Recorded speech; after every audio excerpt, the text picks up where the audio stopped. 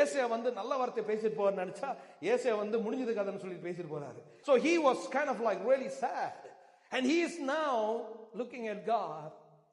He said, God, remember me. என்ன நினைத்தாரணும் சொல்லி சொன்னதும் நடந்ததுன்னா ஆண்டவர் சொல்றாரு, I will heal you. நான் சுகப்படுத்திட்டேன்.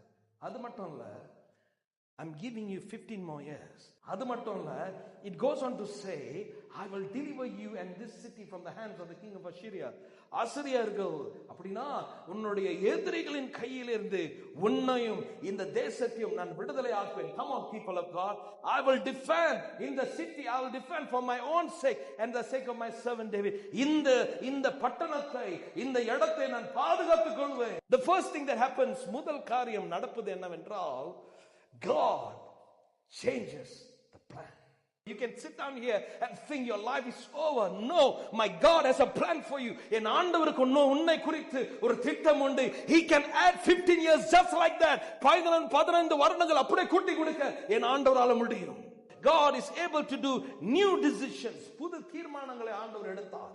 இதுவரைக்கும் எசேக்கியாவுக்கு தெரிய வேண்டாத தீர்மானம் ஆண்டவர் சொல்றார். ஏன் தீர்மானம் என்னன்னா, உனக்கு இன்னும் 15 வருஷம் கொடுத்து உன் நிமித்தம் இந்த தேசத்தை நான் பாதுகாப்பேன், உன்னோடு கூட இருப்பேன். I will be with you, I will defend you. Because of you, I will be there for this nation. He gave him new strength, new vigor. ஒரு புது பலன், ஒரு புது உற்சாகம். இன்னும் நான் எழுந்து செயல்படணும், இன்னும் நான் பலமாய் ஆண்டவருக்கு காரியங்கள் செய்யணும், இன்னும் இந்த தேசத்தில் ராஜரிகம் பண்ண வேண்டும் என்று சொல்லி ஆண்டவர் புது பலனை தருகிறார். Have come with sickness, நோயோடு நடந்து வந்திருக்கலாம், but you're going to go out with healings in your hands, healings in your body. உங்களோட வாழ்க்கையில சரீரத்துல ஹீலிங்கோட நடந்து போகும்படிக்கு ஆண்டவர் அனுப்ப போகிறார்.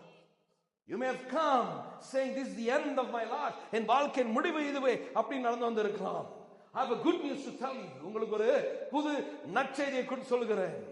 The Lord can add days in your life. உங்களோட வாழ்க்கைக்கு கர்த்தர் நாட்களை கூட்டி தர வல்லவராக இருக்கிறார். Come on people.